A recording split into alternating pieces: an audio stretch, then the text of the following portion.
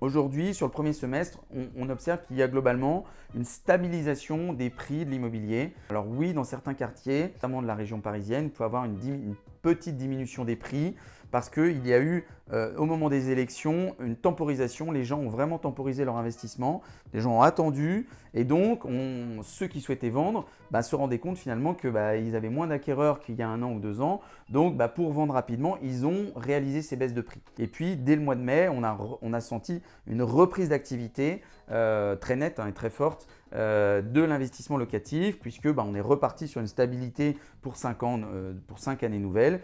Il faut quand même comprendre que l'investissement d'aujourd'hui est toujours meilleur que l'investissement de demain et moins bon que l'investissement d'hier.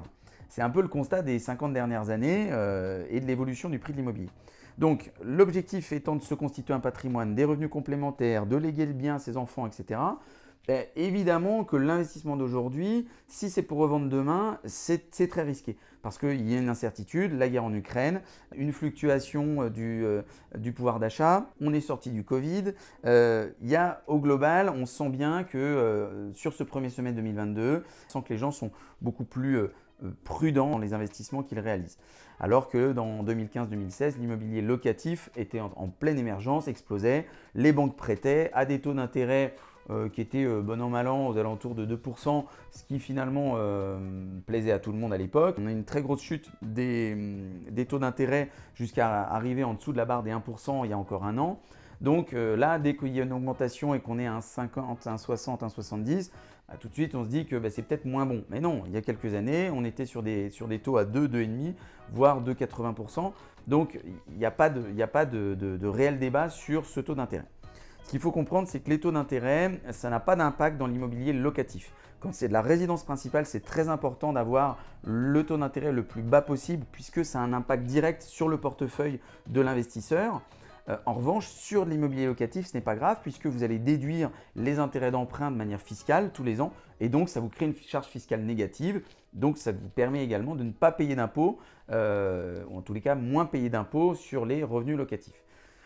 En 2021, un point essentiel de l'actualité était les diagnostics de performance énergétique, les fameux DPE, avec les notes qui vont de A à G, A étant la meilleure note possible et G qualifiée de passoire énergétique. L'État a considéré que en 2025, les appartements en G ne pourraient plus se louer, en 2027, les appartements en F ne pourraient plus se louer et en 2034, les appartements en E ne pourraient plus se louer non plus, étant considérés comme des passoires énergétiques. Donc à la limite, pourquoi pas? Très bien, au contraire, il faut rénover les appartements. Il y a quand même un enjeu environnemental. Il y a aujourd'hui trop d'appartements qui ont des déperditions énergétiques et je suis totalement d'accord de manière personnelle avec ce choix-là. En revanche, la méthode de calcul était avant basée sur les anciennes consommations énergétiques du logement. Donc on a complètement mis de côté ces anciennes factures et on s'est basé seulement sur des points techniques de l'appartement de manière intrinsèque et extrinsèque à l'appartement, c'est-à-dire l'année de construction de l'immeuble, si l'appartement est traversant rue et cour, s'il est orienté sud, sud-ouest, nord, nord-est, s'il est au dernier étage, au rez-de-chaussée, etc.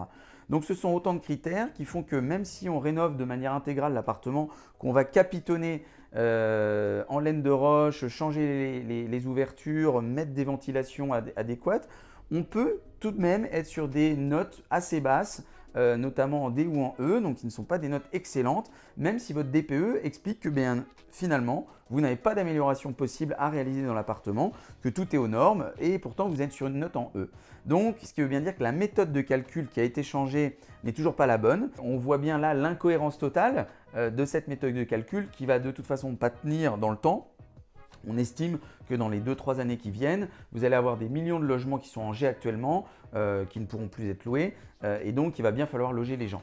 Donc l'impact énergétique est évidemment important, mais il faut surtout loger les gens, sachant qu'en plus les propriétaires font l'effort maintenant de rénover de manière énergétique leur appartement.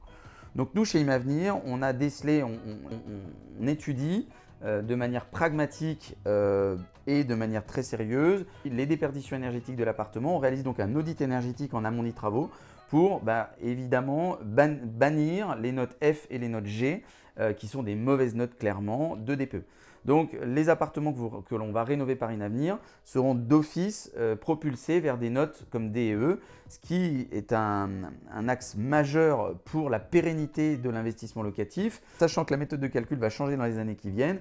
On sait très bien que sur des appartements qui sont D et E aujourd'hui, si la méthode est plus favorable dans quelques années, on pourra de facto remonter et un appartement en D sera peut-être qualifié de C et un E en D par exemple.